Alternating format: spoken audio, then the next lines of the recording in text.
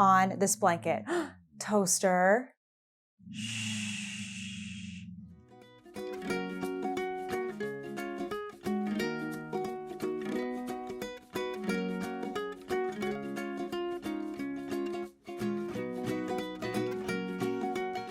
Hey everyone, it's Natalie, also known as Nitty Natty. Welcome to episode 251 of the Love in Stitches podcast. Today I am in New Jersey at my friend Amy's house, and she has allowed me to be in her beautiful yarn room. You can see her lovely yarn stash behind me. This is in the corner of her home, so she's just got beautiful light all the way around. And Toaster has joined me in this room today. There is a super comfy chair in the corner that looks out onto the street. He really loves to protect the house and bark at other dogs. He's sleeping right now, but there may be a few disruptions because he does enjoy barking at everybody that walks by. Nobody is safe. I am excited to share my projects today. We've had a relatively easy and slow week, somewhat stationary. We have been in two different states, but it's New Jersey and New York, and they're right next to each other. So nothing too crazy this week, which has allowed me to get quite a bit of knitting and crochet done. So I'm excited to update you on my projects. I've also sort of started swatching for my next sweater. I just got the urge yesterday to do that, and so I thought, why not give it a go? So lots to share in today's episode. But before we get into all of that, I want to say a big thank you to our returning sponsor, Craftsy, for supporting the channel. Craftsy is an online community and resource where millions of crafters, makers, and DIY enthusiasts find creative inspiration, advance their skills, and learn new ones along the way. Craftsy offers more than 2,000 exciting classes in over 20 popular categories, like knitting and crochet, but also sewing and weaving and paper crafts and cooking and so much more. One of the cool things about Craftsy is their live streaming for members. I did catch this one on the replay, but I've been really interested in visible mending. And this class by Brenda KB Anderson shows us how to create all these cool patches with fabric and then repair holes in a jean jacket. I am not quite there yet with my sewing skills, but when I'm ready, I have this class saved so that I can go back to it. I'm kind of thinking maybe the next time I get a hole in my jeans, I can kind of patch it with a denim on denim. I think that would be really cool. Last week, I found myself watching Air Fryer Essentials by Bruce Weinstein. So Kent and I are going back to my parents for a few months, and we've been talking about how excited we are to be reunited with our kitchen appliances. So I've been wanting to look for a few things to try. These candied nuts look so amazing, especially with the holidays coming up. I feel like they would be a great treat to serve. And I am curious if you're a pecan, or the worst to me, a pecan person. Tell me how you say it down below. Craftsy is amazing because you can learn from anywhere, and their classes are broken down into easy to follow lessons from award-winning instructors. And if you're a member, you get access to thousands of inspiring classes, unlimited projects, and mouth-watering recipes. The first 1,000 of my subscribers to click the link in the video description will get a full year of premium membership to Craftsy for only $1.49. Thank you again to Craftsy for sponsoring this episode. Now let's get into the projects.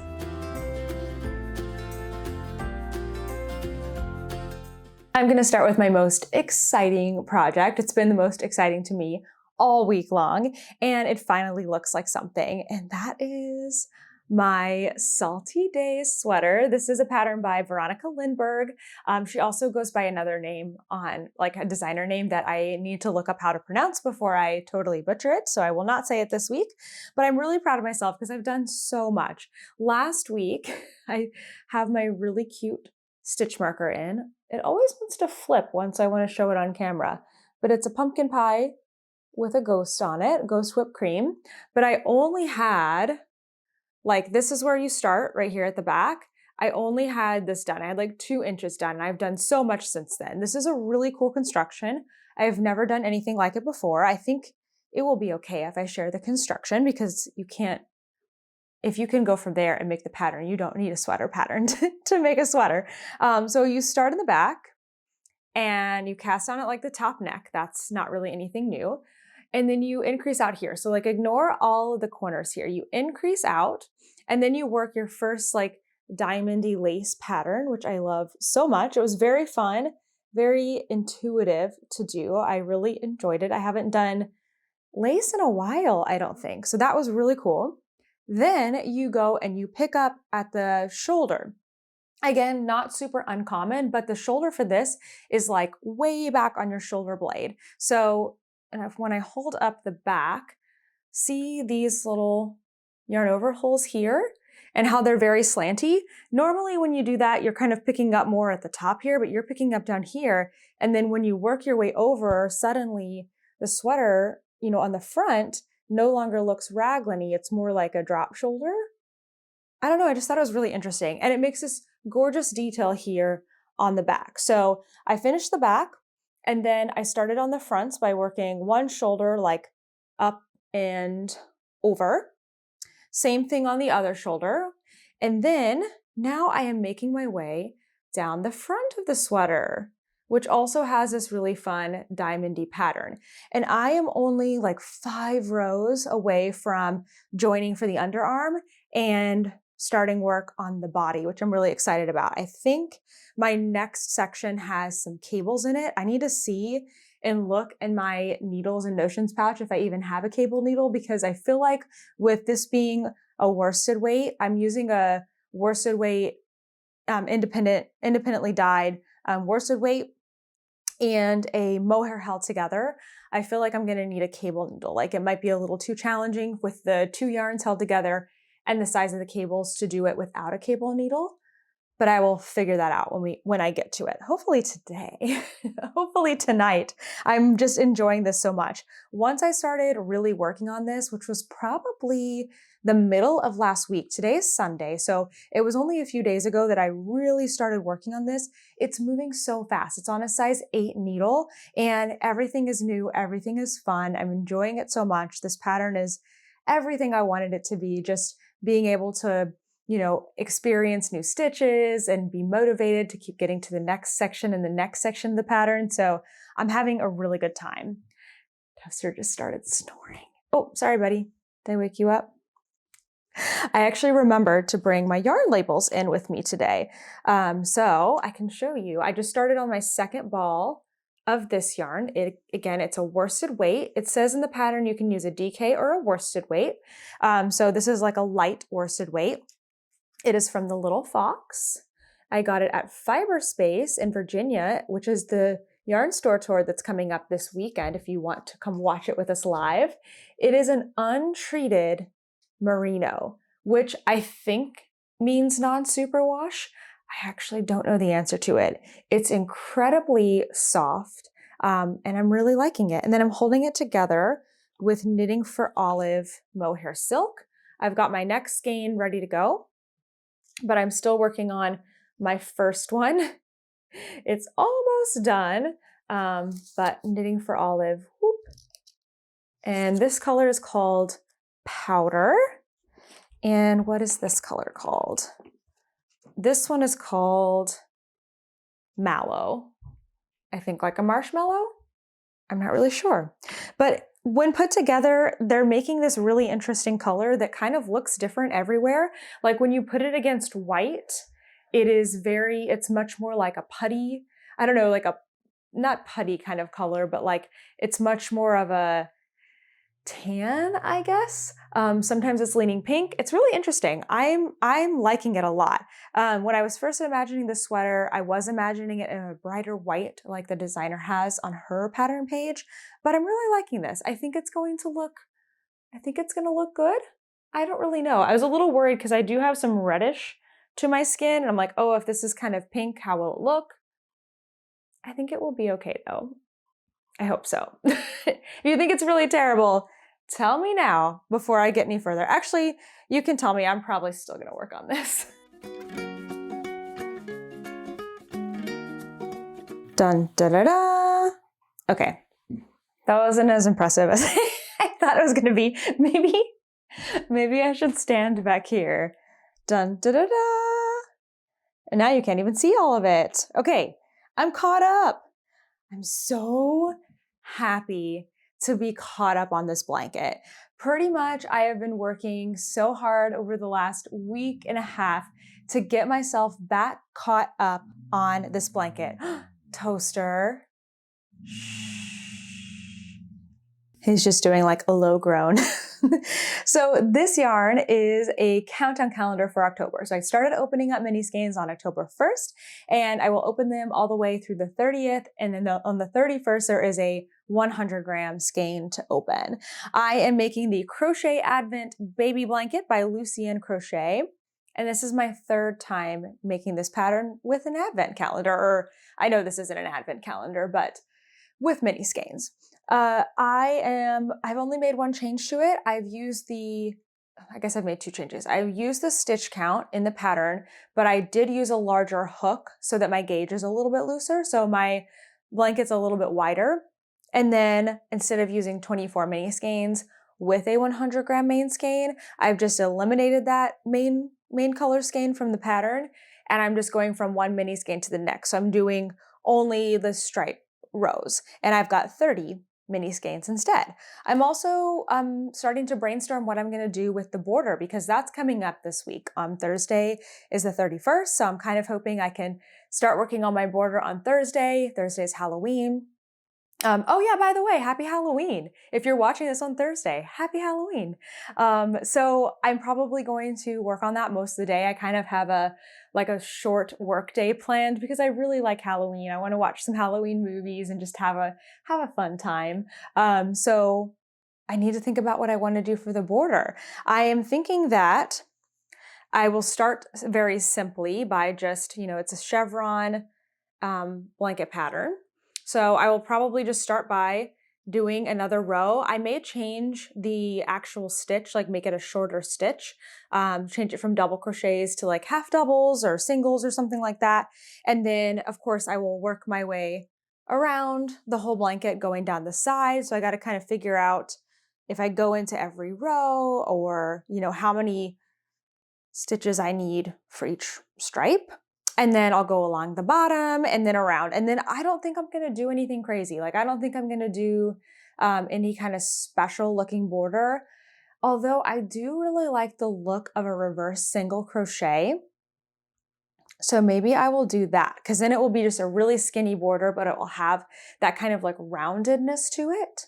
I really like that one. I might do a couple of different things after I do that initial round, and then ask Kent what he prefers, because this blanket is for Kent. So, okay, this week, what I have gotten done, I have a new stitch marker from my friend Amy, not the Amy that lives in this house, another Amy.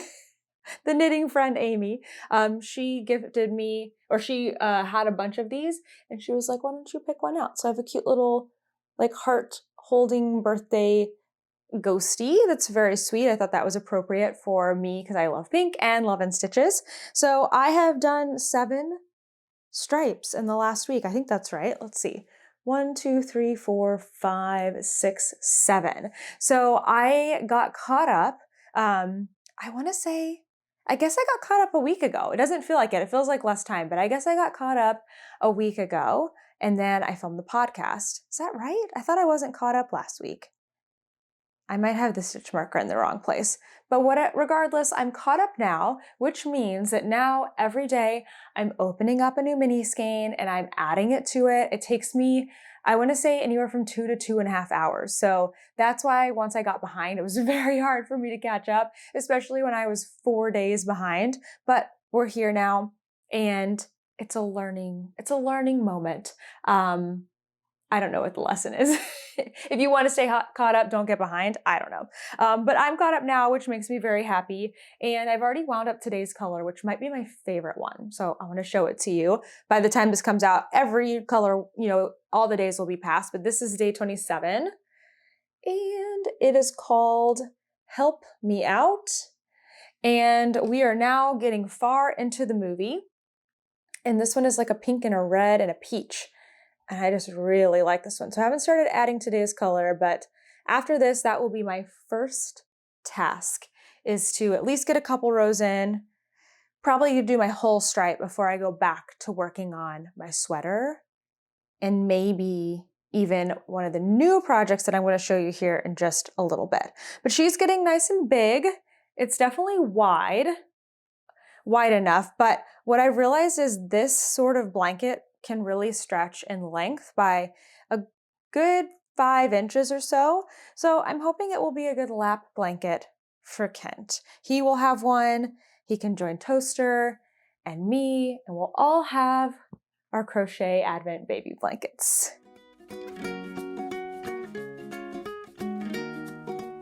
This one is going to be quick because I've hardly done a thing on it. These are my Halloween socks. I am loving them.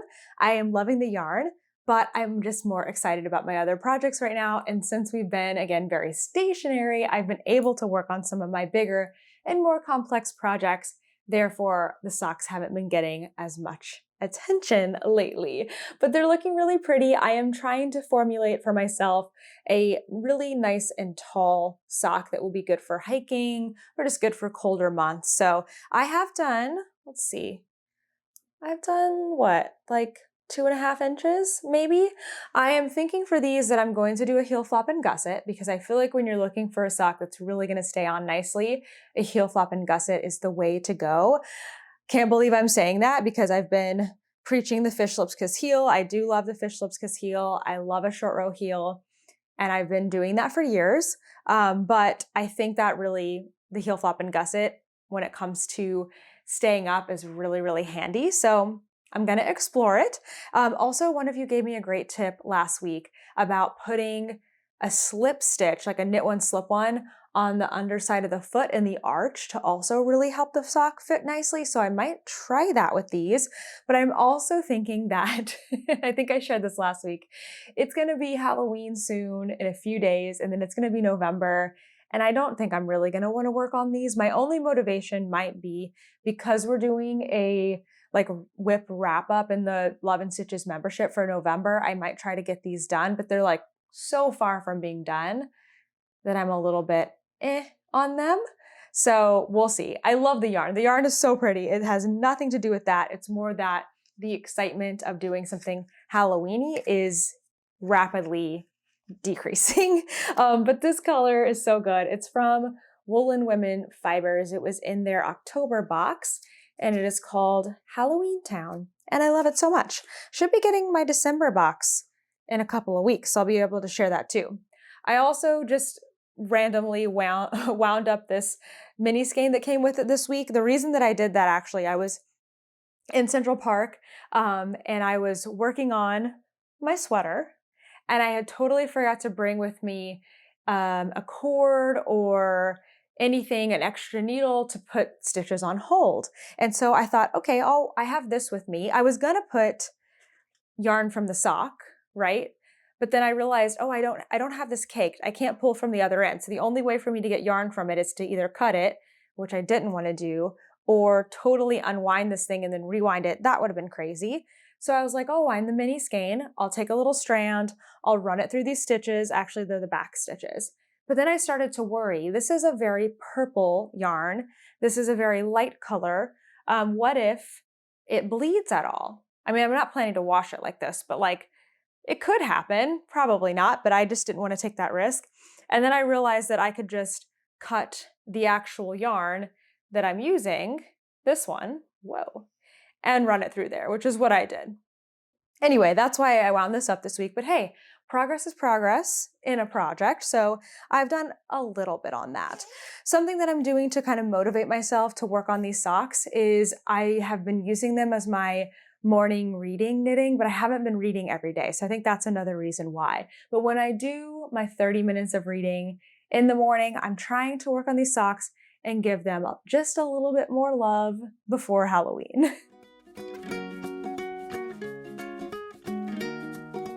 Even though I have no business doing so, I'm starting to think about my next sweater. I really do want to finish my Salty Days before December. So I've got the rest of October, only a few days left, but then a whole nother month to get it done. But I kind of want to have another project going, and I'm enthusiastic about this yarn because I just got it. It's a new yarn base, and I'm really excited to try it out. So last night I grabbed my Ruby and Roses yarn. that I got last weekend at her trunk show. And this is the Rustic Rose DK, which is her new non-superwash DK base. And I wound up a couple skeins and I started swatching a cardigan that I have had on my list to make now for a couple of weeks. Funnily enough, I made a video about a bunch of different cardigan patterns that I had found while researching the perfect cozy cardigan pattern. And I still hadn't found one that I wanted to make for me yet. And then like 2 days later, somebody that I follow on Instagram that I love all the things that they make, they reposted this sweater pattern from the designer. And it is the Nordlig, I think it's just called Nordlig Cardigan by Fiber Tales. And it's so beautiful and squishy looking and oversized and comfy and exactly what I was looking for in a cardigan. So once I had that pattern in mind, it was also the same time that Addie reached out to me and said, hey, I'm going to be launching my non-superwash collection. Let me know if you want to do anything. And I just thought the timing is perfect. I am looking for a sweater pattern. The sweater pattern comes to me via Instagram. I'm looking for yarn. The dyer comes to me via my email. It's meant to be. So that's when we started talking about how many skeins I would need and what color I would want and all of that stuff. So Addie had this color as part of her palette and it just ended up being the perfect one for me. So everything about this is also very much Ruby and Roses because the color is called Rosy Cheeks. And then all of her yarn bases have rose in them. And the yarn base is Rustic Rose DK. She's Ruby and Roses. It's all very, very fun. So this collection is actually closed right now. They just did like a short run of their non-superwash. They are figuring out like how much of it they're going to bring in and all of that. But because I wasn't able to get my yarn from her until Rhinebeck, she said she could leave this color open a little bit longer. So if you like this colorway, Rosy Cheeks, and you're interested in trying her new yarn bases or even doing a similar sweater pattern, she's got some of it already dyed and ready to ship and a little bit of space in her schedule to dye more. So check it out through her website, or you can use my link down in the description. So let me tell you a little bit more about this sweater pattern and what I like so much about it. The yarn that is used in the sweater pattern is actually pretty different from this. They're both DK weight yarns, but that yarn has sort of a fuzz to it.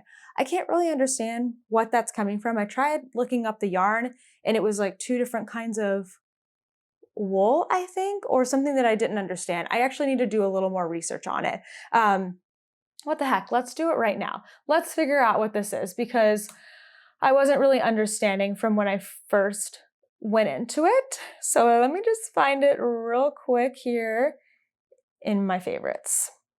So I've never knit from this designer before, but the first thing that attracted me aside from the look of the cardigan, which is oversized and has brioche in it, is that it is size inclusive. And I have found so many sweater patterns or cardigan patterns that I really liked. And then when I looked at their sizing, they were like just out of the size inclusive range, which I am trying to follow along and keep up with that via like different resources on Instagram. But from what I can understand right now, the best practice is to have your sweater patterns fit a 60-inch bust at a minimum, and that includes the ease. So for sweaters like this that have a lot of positive ease, you go and you look at the pattern and it says, oh, it has like a 65-inch size, but it wants 10 inches of positive ease, which means it only fits up to somebody with a 55-inch bust. So it's tricky, and I know everyone has different thoughts on the matter, but I really want to make sure that the patterns that I am using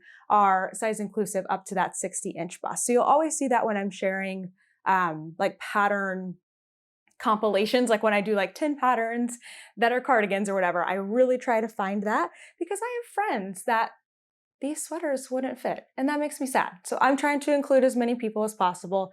But anyway, that's one of the things that really excited me once I found this pattern. And so it is size inclusive. It fits up to a, hold on, let me find it here. Finished measurements are 70.5, which means that somebody with a 60-inch bust would have 10.5 inches of positive ease, and the recommendation is 8 to 12 inches. So you wouldn't get that full 12 inches, but you would be in the middle of that suggested range. Says to fit up to a 62-inch bust. So there you go. So this pattern's really cool. It has like a wild construction. I started reading it and I was like, I'm just gonna do the gauge swatch for now.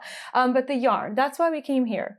I'm rambling. Okay, so the yarn is from Fiber Tales. Oh, I didn't know they made yarn. It's called Organic Gotland 2-ply. It has 83% wool Gotland and 17% wool merino. So two kinds of wool. I don't know what Gotland is, but there's definitely a fuzz and a halo to this yarn. Let's look up what Gotland is, because that was the whole reason why I came to this anyway. Gotland is a place, so let's type in Gotland wool. What is Gotland wool? It says it has a very high luster and well-defined crimp, an array of silver and gray shades. I learned not enough to understand why it has a halo, but anyway, this yarn is very different. Addie's yarn is a really smooth superwash merino, non-superwash merino. So it's definitely gonna have a different look, but I wanted to show you how it's looking in the brioche because I am really liking it still. Still, I think in this cardigan, it's gonna be amazing. It's very, very soft for non-superwash, and I love the color. So I'm just imagining this big, cushy, oversized pink sweater. I do think that I'm gonna re-swatch. I stopped here last night because I measured my this is pre-blocking, but I measured it and I'm too far off from the gauge. So I'm gonna go down a needle size and then measure, block, and measure again. I don't know when I'm actually gonna start this. I wanna start it soon, but I'm also already working on a sweater, and I try not to have more than one thing in a major category at once because it just gets a little bit overwhelming. But anyway, that yarn, just in the Rosy Cheeks colorway, will be available for just a little bit longer if you want to check it out. And opinions wanted for when I should start this. Would you go ahead and start another sweater? Would you wait to finish your first one? I might need another week to see how much I can do on my salty days, and then I'll have a better idea of when I can finish it.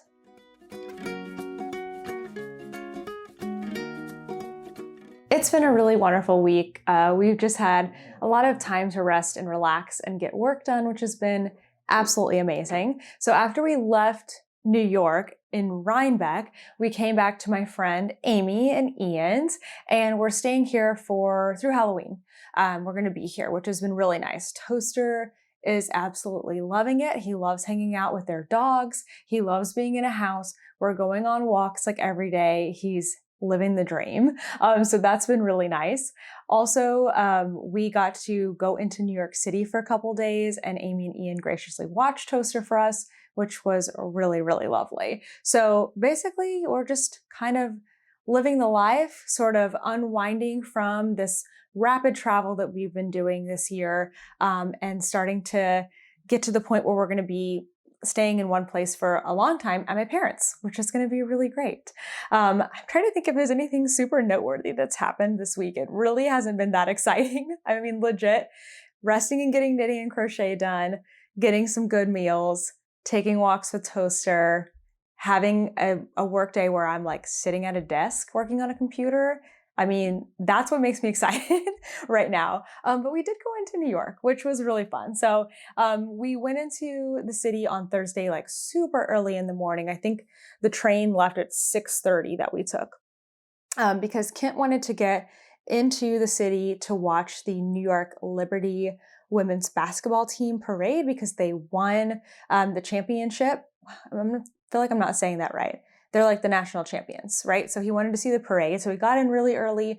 He went to the parade, and then I had one of the best days that I've had in a long time. I had a solo New York City day. I packed up my backpack, had my laptop, my knitting projects, and my water bottle, and I went from place to place of like favorite places around New York City. Oh, for those of you who maybe have joined us in the last year, you may not know this, but Kent and I lived in New York City for 2 years, from 2021 to 2023, right up until we started traveling in the van. So going back to New York is very much like a significant thing for us. It's not home, but it's like the first place that we ever lived as adults where we were like choosing to live there. We moved there because we wanted to and not because of a job or family or anything else. So it's kind of a special place for us.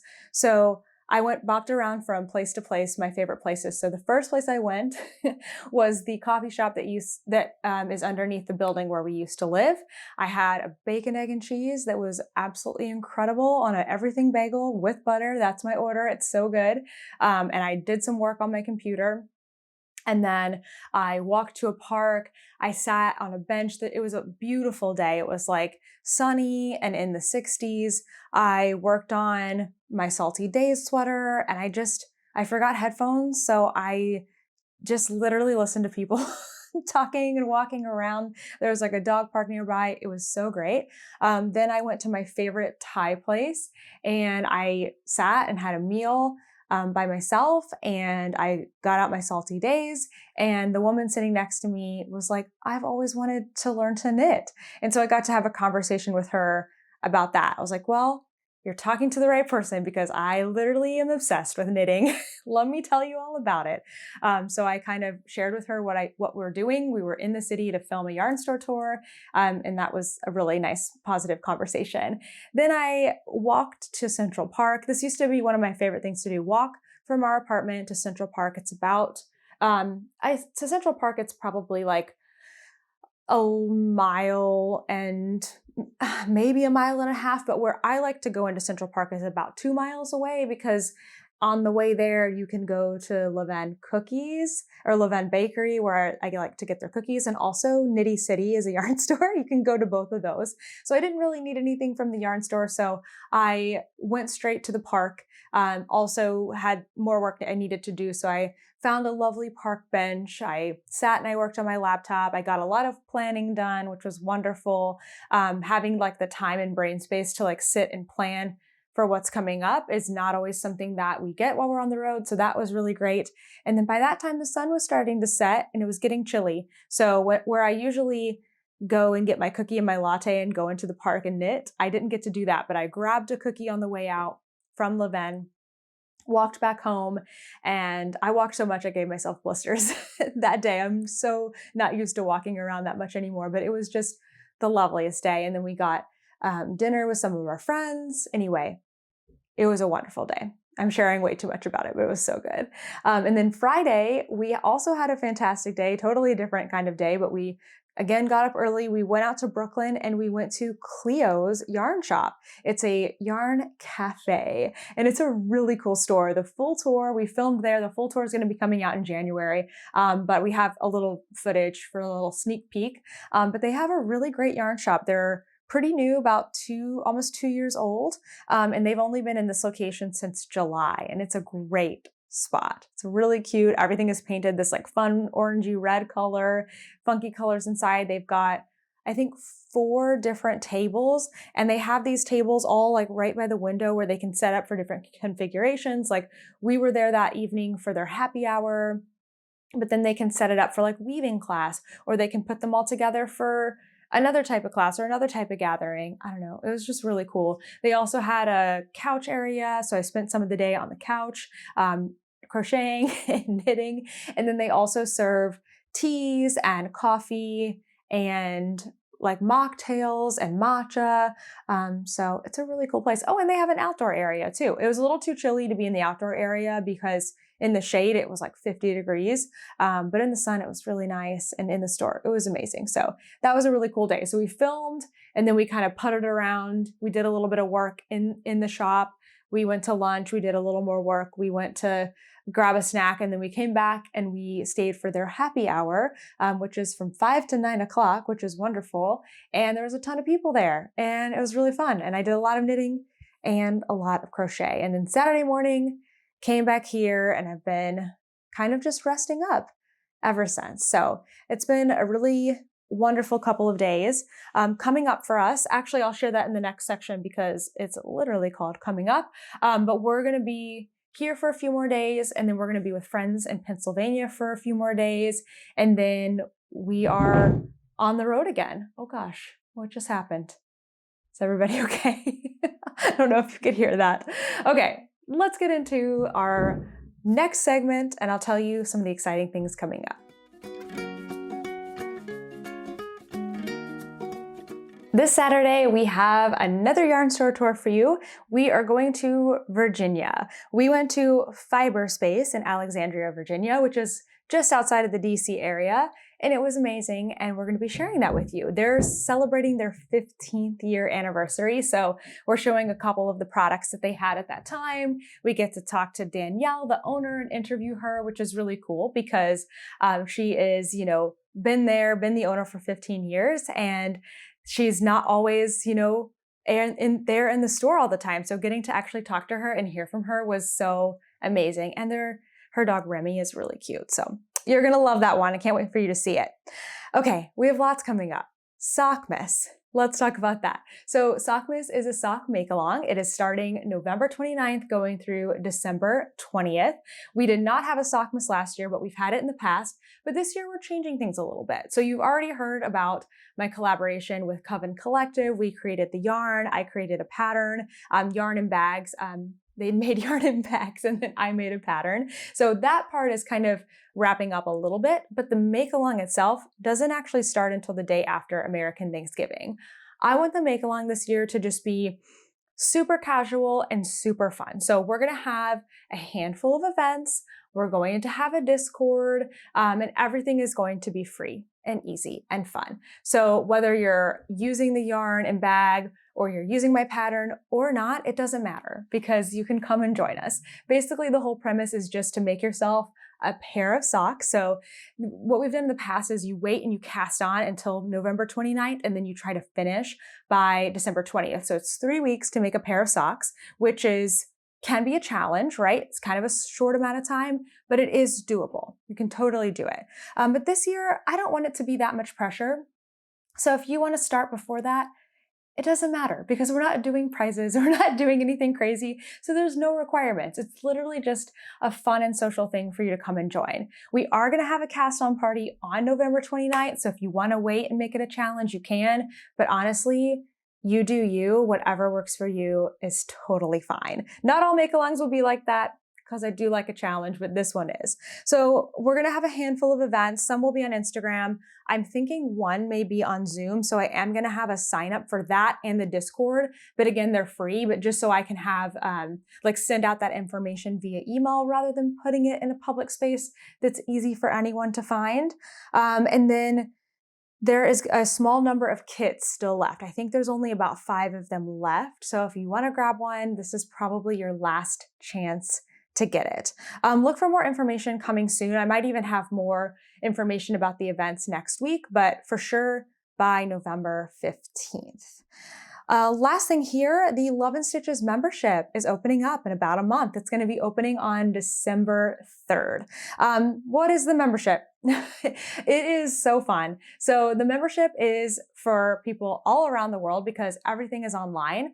We have 2 to 4 social events. Usually it's 3 to 4 social events every single month where I'm leading or I'm bringing in a guest to interview or a guest to teach that's on Zoom, and they're all recorded. So if you can't make it, if it doesn't fit with your schedule or your timeline or time zone, you can still watch those things. We have make-alongs going all the time. Sometimes we change them monthly, or sometimes we'll do longer term ones. I mentioned earlier in the episode that November, we're doing a whip wrap up. So we're playing a really fun game, which I can't share here yet because I haven't shared it with my members yet. Actually, I'm sharing it with them on Wednesday, but I'm really excited for it. It's kind of like D&D. It's going to be really fun. But we're always doing exciting things and make-alongs to get you motivated to knit and crochet.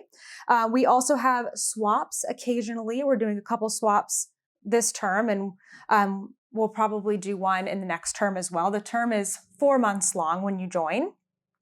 Sometimes we have exclusive products. It may be a yarn or something else. We also have daily member-led Zooms. So every single day, I have Love and Stitches members who host a time slot from 1 to 2 hours where you can just come and work on your knitting and your crochet or anything that you're doing. And then we also have a Discord, which is an online platform. It's like a very organized chat kind of place. So if you want to check out the membership, I will leave the link down below. The best thing you can do if you're interested is sign up for the wait list, because starting about a week before the membership opens, I will be sending out reminders like, okay, it's going to open soon, and I'll be sharing more details. And I'll also invite you over to our temporary Discord membership preview, where you can kind of see some of the things that we do in the membership. You can ask questions. It just kind of helps kind of transition you into the membership if that's what you end up deciding. It's really fun. Email me if you have any questions. I'm happy to help. We have a couple meetups going on. Okay, actually, I just got more information about one of them between making my notes earlier today and recording this. So I think the time, hold on, I have my phone right here. On this first one, we're gonna be in Columbus, Ohio at Yarnbird's The Nest. And I don't have an address on that one yet, but I'm going to get it soon. Let me pull this up really quickly because literally I saw this post like while I was eating lunch before I started doing this. Okay, so Columbus, Ohio, we're gonna be there November 15th and 16th. It's a Friday and a Saturday. So on Friday, we're gonna be having just like a gathering. It's gonna be, hold on, from 4 to 7, and we're calling it happy hour. That's on Friday the 15th. You do need to register for it, but it's free. The reason you need to register is there's a limited number of spots. So if you know you can be there, go ahead and sign yourself up so that you can grab your spot, because there are like 35 spots for that. And I'll leave that link below. Don't forget to leave the link, Natalie. Let me write that in. And then on Saturday, the 16th, November 16th, we're going to be there hanging out pretty much all day. Ruby and Roses is going to be there having a trunk show. So we're just going to be there hanging out, helping them, saying hi. Nothing official for us, but we will be there for the trunk show, which will also be very, very fun. And then one last one, we're going to be at Copious Fibers in Irmo, South Carolina, December 3rd from 5 to 8 for their, what do they call it? I thought I wrote this down, but they call it something really cute. I can't remember what it is. Wind down or something like that. But we've been, actually almost a year ago we went, and we're coming back and we're going to be filming a tour, and I'm really excited to go there. And that is our final tour that we're going to be filming, which is just wild. We'll be done before the end of the year. Okay, last couple of things here. The Pattern Harvest, I gotta make sure I have enough time left on my SD card. The Pattern Harvest is an online blog event hosted by Mrs. Shank on her blog, which includes a bunch of different patterns, a new pattern every single day, and my Winter Magic socks are featured on there. So if you want to check out a bunch of fun patterns, I'll leave the link. You can check that one out. And our final thing, I've got to go to my website for this. We are in the last week of October. We're in the last day of October. So we have to talk about October events. And I actually do need to update this, my Yarny events page. So I apologize. But let's go through the events for October. I feel like I just said October, but I totally meant November. It's the last day of October, so we need to talk about November events. I don't have a ton of November events. I think things kind of wind down towards the end of the year, but if you have any, let me know. I do need to do a little updating, especially on this page, because October is still, my goodness, October is still front and center. But let's talk about the ones that I do have. So we have Sacred Sheep in Portland, Oregon, November 1st through the 3rd. We have the Fall Fiber Festival in Hopkins, Minnesota, November 2nd. The Alabama Fiber Festival in Briarfield, Alabama, also on November 2nd. The Fiber Festival of New England is in West Springfield, Massachusetts, November 2nd through the 3rd. The Maryland Alpaca and Fleece Festival is in West Friendship, Maryland, November 9th through the 10th. And the SoCal Fiber Fair is in Pomona, California, November 23rd and 24th. All right, everyone, that is it for today's episode. Lots of good stuff coming up, lots of great projects to work on. Toaster just gave a big yawn. You want to go outside, buddy? Thank you so much for watching, and I'll see you in the next one. Bye.